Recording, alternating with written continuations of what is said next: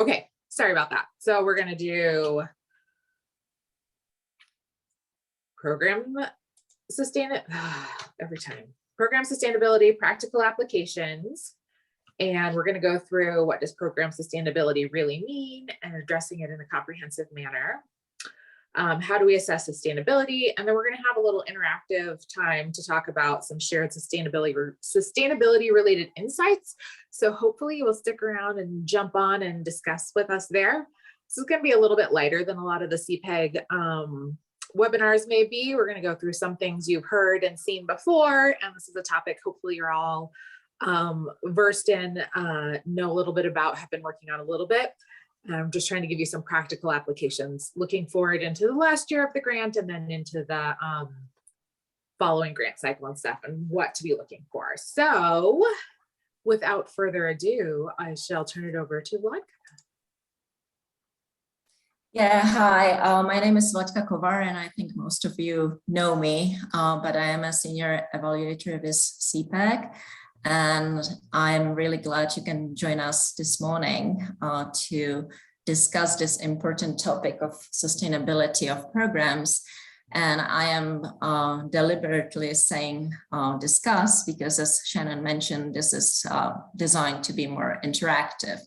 So I will present a few of the main concepts, and then I will give it to Nicole. She is going to talk about how you can systematically assess sustainability and plan for it, and then we will open it for discussion. So as Nicole mentioned, I'm going to turn my camera off for now just to make sure that you can hear me clearly and there are no interruptions in the sound, so I apologize for that, but I will come back on once I'm done with my part. So let's first talk about what does program sustainability really mean, and how can addressing it in a comprehensive manner can help your program. And let me try to move the slide, which I was able to do for a little bit and now I'm not. So Shannon, if you wouldn't mind to move it for me, that would be awesome. So there are many definitions of sustainability, and I selected two which I felt best fitted public health settings. So I'm going to read them and then we are going to deconstruct them. So the first definition says that sustainability is the continued use of program components and activities for the continued achievement of desirable program outcomes.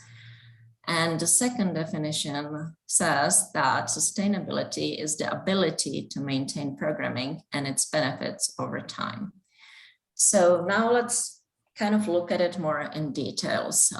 So back to the first, can you keep it there? Thank you. So to the first definition, you can see that this definition actually uses the word continued twice in that definition.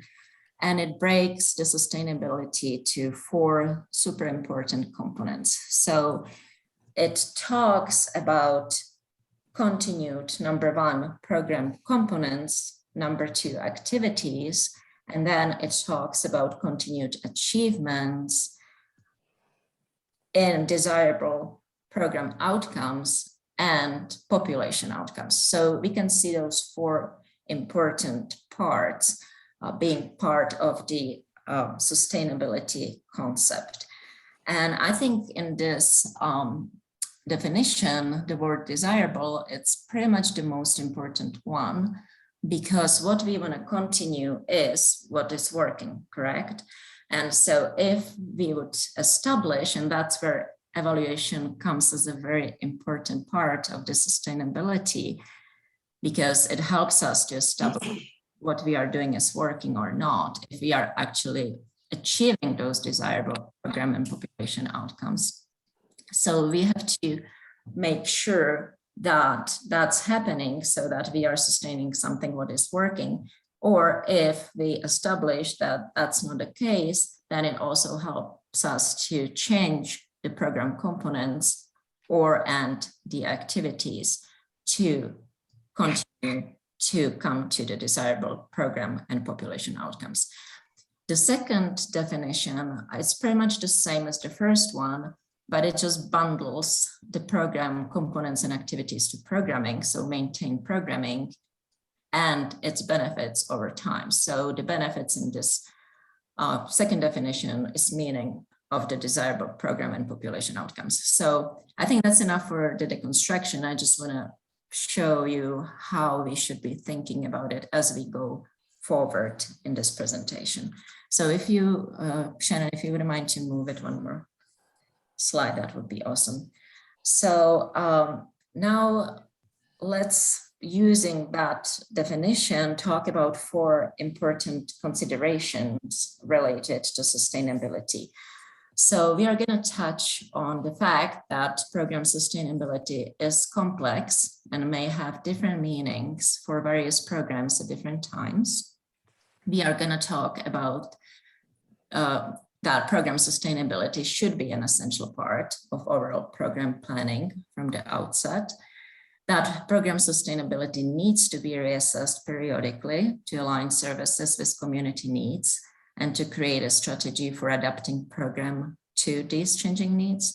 And then also the fact that it must include program evaluation and outcome assessments so that program planners have a rationale for sustaining a program or parts of the program. Shannon, can you please move it forward?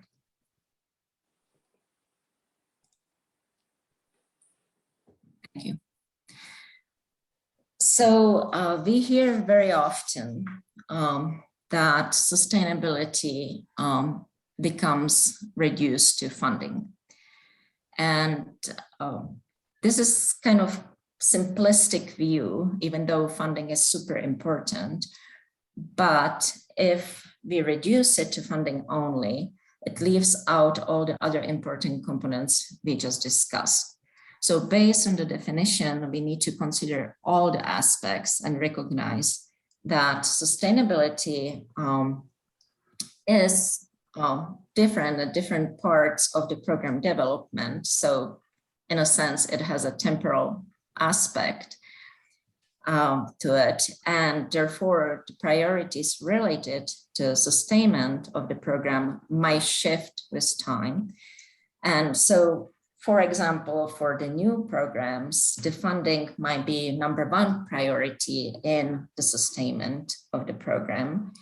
But as the program becomes more established, then the quality of the quality maintenance and maintenance and development of partnerships might be actually even more important for the sustainability of the program at that point. So again, it might mean different things at different times. And I was thinking about an example, and this is a little unrelated, but sustainability, of course, applies not only to public health programs, but it's very relevant in business world. And I thought that maybe bringing up an example from the business might be a little more clear in demonstrating that temporal aspect of sustainability. I thought that maybe talking about a business and say hotel business or short-term rental, say business, can bring a little more light into what I'm talking about. So imagine that you are starting a program, in this sense, it's your business of short-term rental. And in the beginning, you need the funding. So you go to bank, you present your business model, they lend you the money, and now you have to go to your activities. You have to advertise it, you have to buy furniture, and you have to establish partnership with your cleaning company, hot tub company, and then rolling the program forward or this business forward. And as you go, you will start having customers, and all of a sudden, the sustainability shifts to, okay, am I providing the services which are desired? Am I providing high quality services? And am I really achieving the results I set for myself? And in this case, maintaining the quality of the service, it's super important for sustaining the program. And in this case, you would have the customer as the external evaluator, because they would write the reviews on the website. And if you are consistently getting 5 stars, then you have the evaluation which tells you and, you know, potential funders that this is working, you know, and that this is going forward well. If, on the other hand, you are receiving, you know, low ratings, then you know something has to change. And you might be endangering the funding because all of a sudden you don't have the money coming in. And then you have to determine what's going on. Is it because, you know, the cleaning company, I don't have a good relationship with them, so they are not doing a good job, and therefore the customers don't want to come back. So I should address that. I should maintain the relationship. I should put more effort into that relationship, and so on and so forth. So I know this is totally unrelated. It's more business model than public health program model, but I think the concepts do apply, and you can see again that, you know, the focus, the priority, because not always can we address everything, shifts, and we have to keep in mind that it's not all about the funding. It's about all those different aspects which play a role in a successful program. So Shannon, if you wouldn't mind to move it forward, please. So that brings us to the next point, that sustainability must be an essential part of overall program planning from the outset. So you need to start thinking about how you are going to be sustaining the program from the day one. And I have found this study, which had been conducted by qualitative researchers in Australia, and they came up with 4 key barriers affecting program sustainment. So the first, which is very familiar to all of us, is short-term political and funding cycles. Then identify the competing interests, then silos thinking within health service delivery, and then the fit of a program to population needs. And they didn't stop there. They also offered some recommendations, and you can see that they recommended that a program or programs must include resources for long-range planning and support, and flexible program design and management, leadership and partnerships, evidence generation, and system support structure.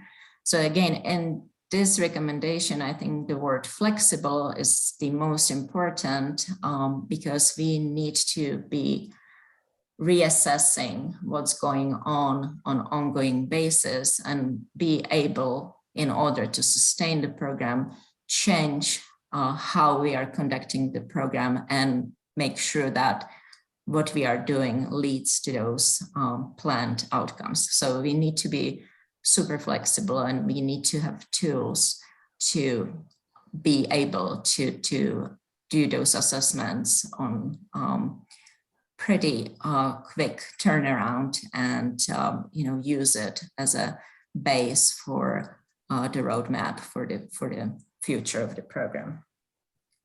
So that brings us to the next slide, where we would like to talk about the fact that sustainability should be reassessed periodically to align services with community needs, to create a strategy for adapting to changing needs. And you're probably all familiar with this plan, do, review, revise cycle, which is very important for public health programming. And we as a CPEC, and that would be a next slide, as you probably know, developed this rapid program assessment tool, which we call Bridge Assessment. And we had an opportunity to present this in the past, so you might be familiar with it, and I don't want to spend too much time on it. But we created it with the sustainability in mind. And so it is a tool which is based on existing logic model, because that should be your starting point, either in a formal way or just kind of conceptualizing what is going to be going on. And then we included the consideration of sustainability and consideration of health equity in that tool. So it's there for you. If you would like to use it, we are there to help you with it. And if you wouldn't mind, Shannon, to go to the next slide. It has the table and the actual tool, or we have it right here on the slide. It's quite tiny.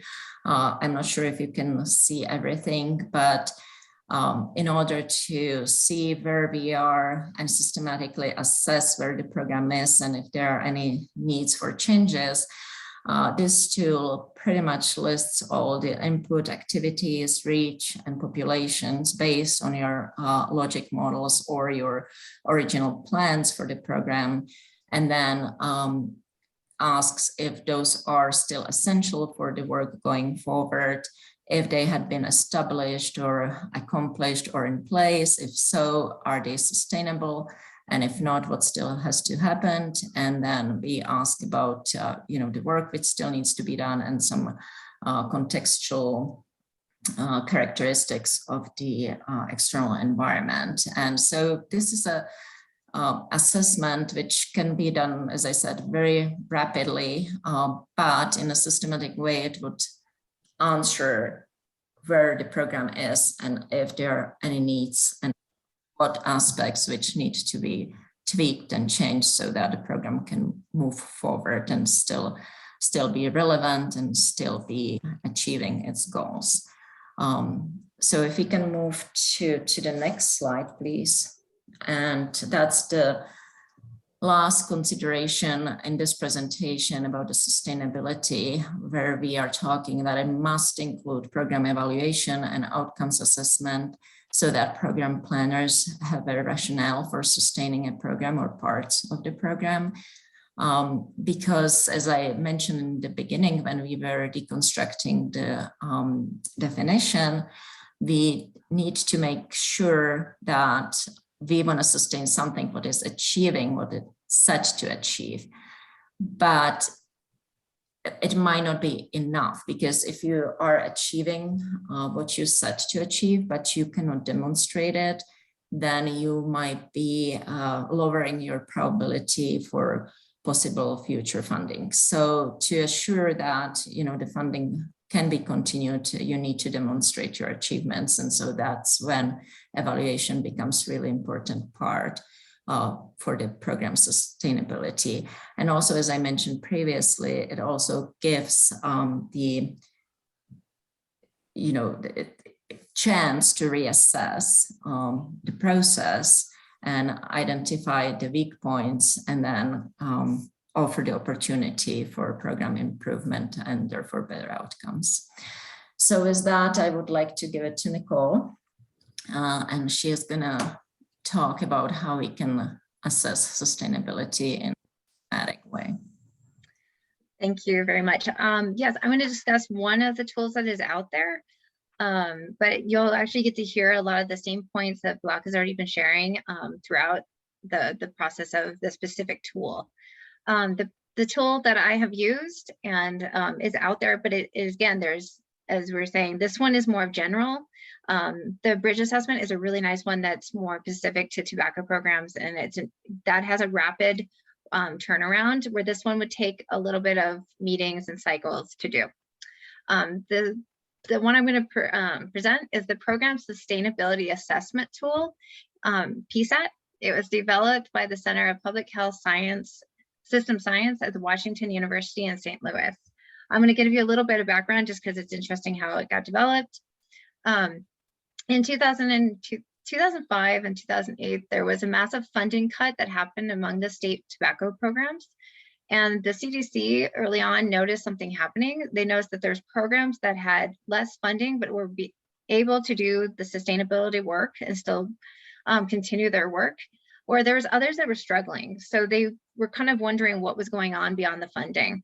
So they asked the Browns, I apologize, my tongue inside, the Browns Public Health Science Department to really look into it and see what was, understand what's happening. And they looked into across the nation, these state tobacco programs. And through that, they found specific areas that were really the strengths that held these particular programs to be sustainable. And it ended up being 8 domains that created the PSAT. So since then, this has been going on since 2014.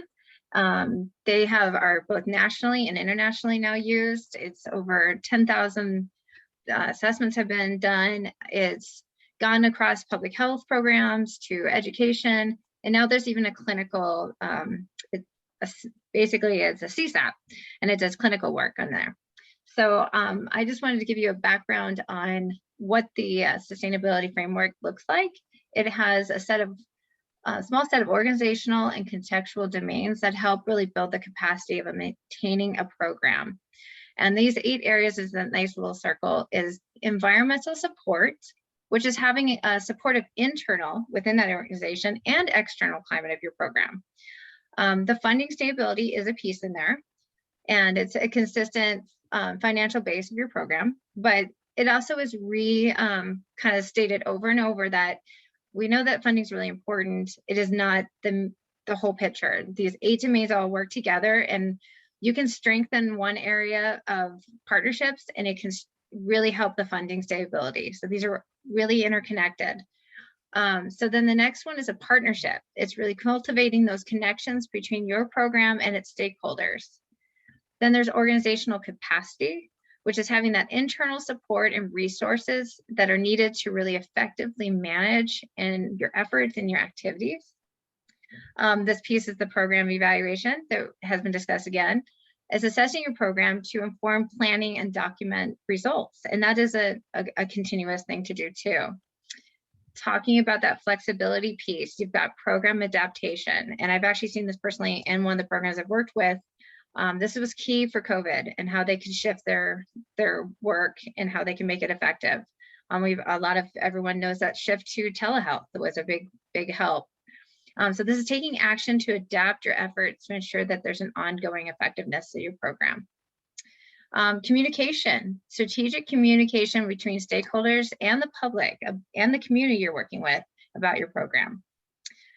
Strategic planning, using that process to really guide your program's directions and goals and strategies. It really helps to kind of bring it all together. Again, I can't emphasize enough that these are interconnected, and when you work on one, it affects another. The people that develop this app, they really encourage you to strengthen the structures and the processes that exist in the program, to leverage that strategically, to then you can weather changes and challenges that come your way. And then you can work using those strengths. You can really leverage them to help areas that are harder to move, like the funding, and really use that to improve all the areas together. And so the next slide is just a brief, thank you, Shannon.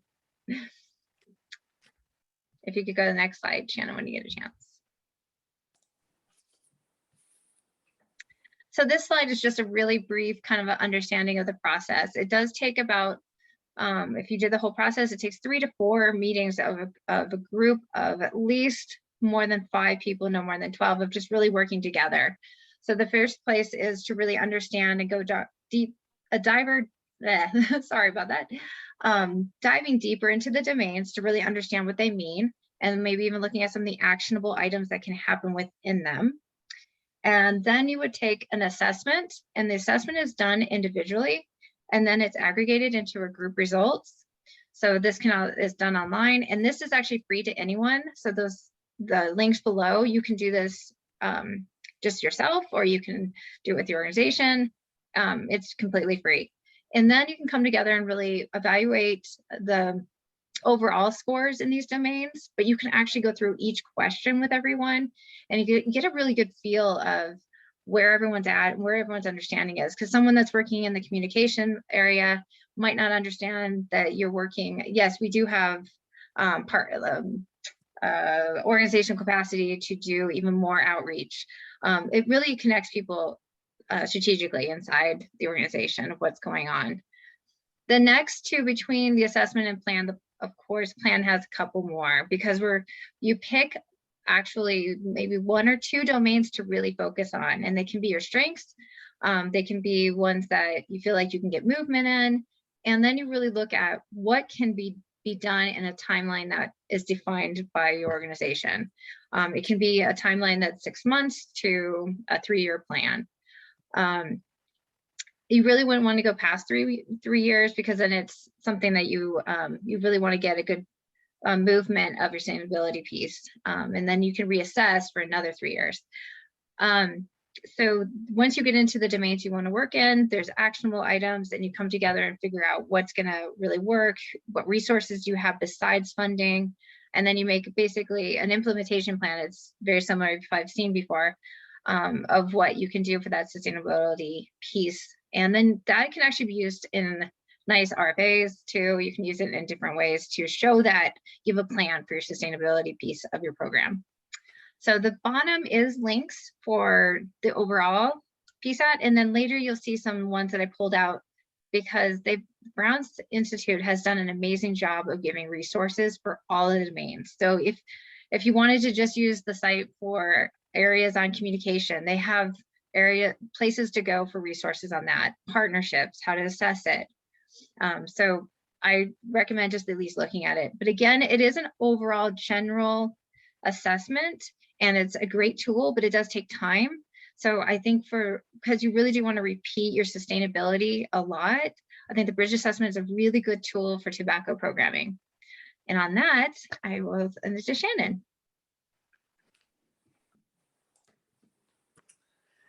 Oh, good. Okay, so the next one, we just wanted to see if y'all would help us out and weigh in on some things that share some things you've done, worked on, experienced as your sustainability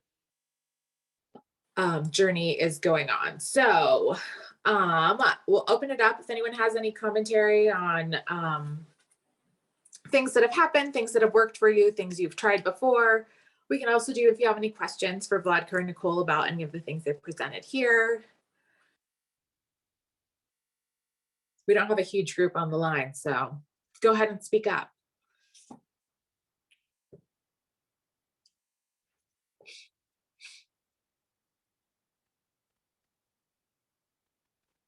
I'll also say, I know that sustainability is definitely one of the buzzwords we hear and use a lot. And sometimes you've had some experience with something or tried pieces of it, and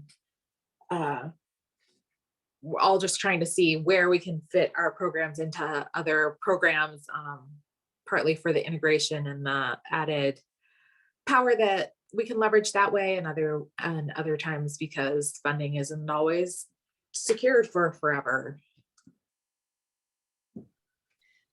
Hey Shannon, this is Janelle. I'm from Northeast Colorado Health Department, and internet is hard everywhere, so I'm staying off camera today. So, That's fair. So I guess for me, to get the ball rolling here, I've only been in my position for about 5 months. So for me, this is kind of a baseline, just get smarter type situation. Fabulous. And where can I start? Where can I grow our program? So I cover, I manage our tobacco program, oral health program, and a chronic illness program. Obviously, all three of those can work together. But in general, I feel like I'm at the point where I'm smart enough to do some damage at this point. And so really reassessing where our program is, what was handed to me, and really what has been a pretty well-sustained program long-term, from what I have learned, but also I can see things that we can do different. So for me, it's really kind of figuring out the best place to start, and really going from there.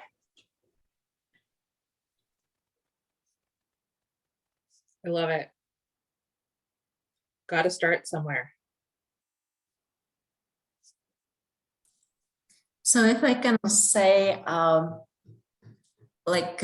back to the point Nicole was making toward the end of the presentation, you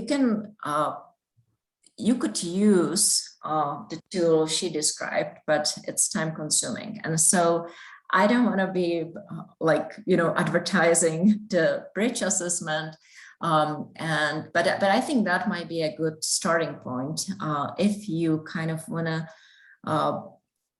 see what is your understanding about what's going on the ground, who are the partners, what are the particular activities, what are all the inputs, what is the external and internal environment. And just kind of, again, it's very brief, but it's pretty systematic. It's a matrix, if you would.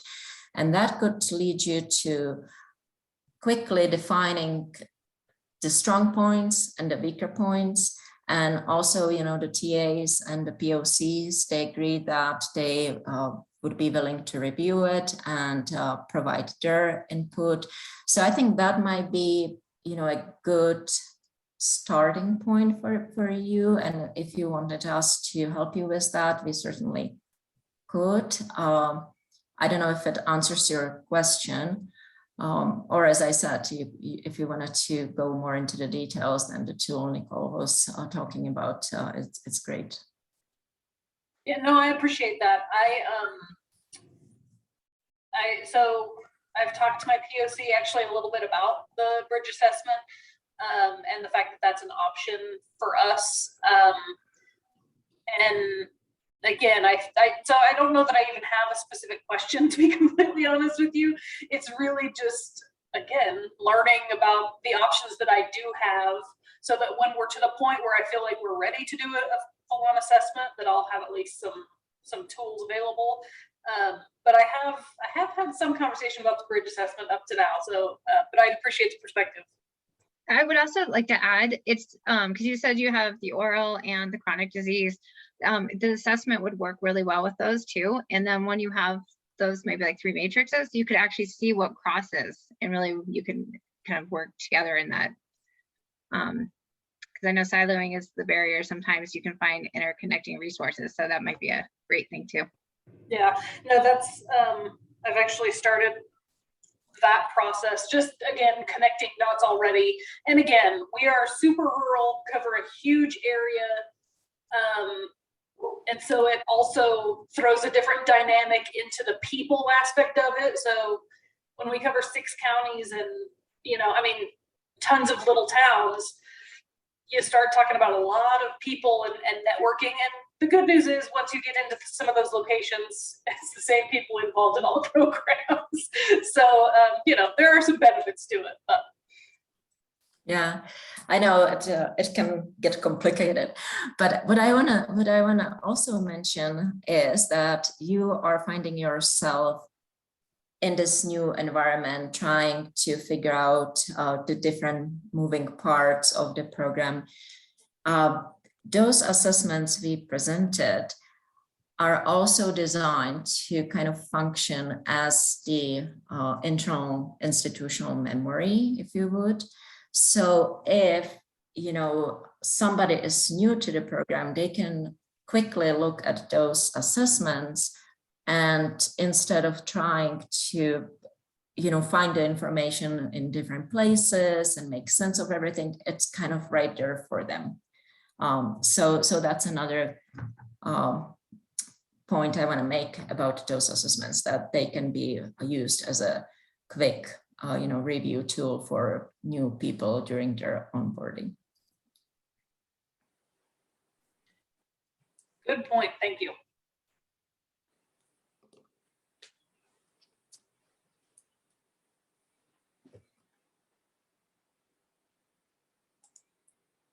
Would anyone else like to share any insights?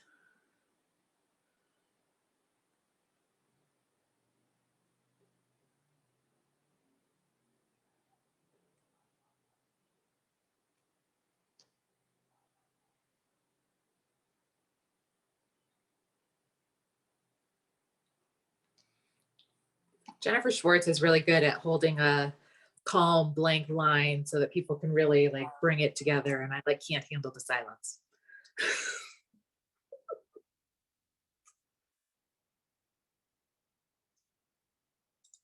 Okay, well, I'll go on to the next part. We have, here's my Let's All Talk slide. Some other useful resources, and someone asked already, will this presentation be sent out? Yes, I will send out a link to everyone, and also it'll end up posted on the tobacco-free CO website. So look right there. But here are some other resources, excuse me, from tobaccofreeco.org. There's the factors that promote sustainability and some Uprise trainings on virtual youth engagement and building and maintaining a youth board. And so those are just two. The first is like a Word document of a bunch of different pieces of steps to go through with sustainability, and how to get ready to promote sustainability within your program and stuff. And the others are some recorded trainings that have been done that incorporate sustainability into their programming. It looks like Nicole has put the PSAT resources here. Yeah, I just pulled a couple. Yeah, they're just a couple. There's a ton of resources. These are just some really good key ones. But under each of the domains, they have at least 5 to 7 resources. So Fantastic. And as always, we at CPEG are happy to help you find resources or work through different parts of this. Obviously, the bridge assessment is one that we've created, Vladka and Nicole have created, that we feel strongly helps, but there are all these resources out there and we're happy to help you navigate any of them if there's one you want to work through. So with that, are there any other questions? Can we help you with anything? Thanks for showing up today or listening in on this if you caught it on the replay. Thanks, Nicole and Vladka, for your presentation of all those really helpful pieces. And we'll see you next time. Bye, guys. Thanks so much. Good to see you. Bye-bye.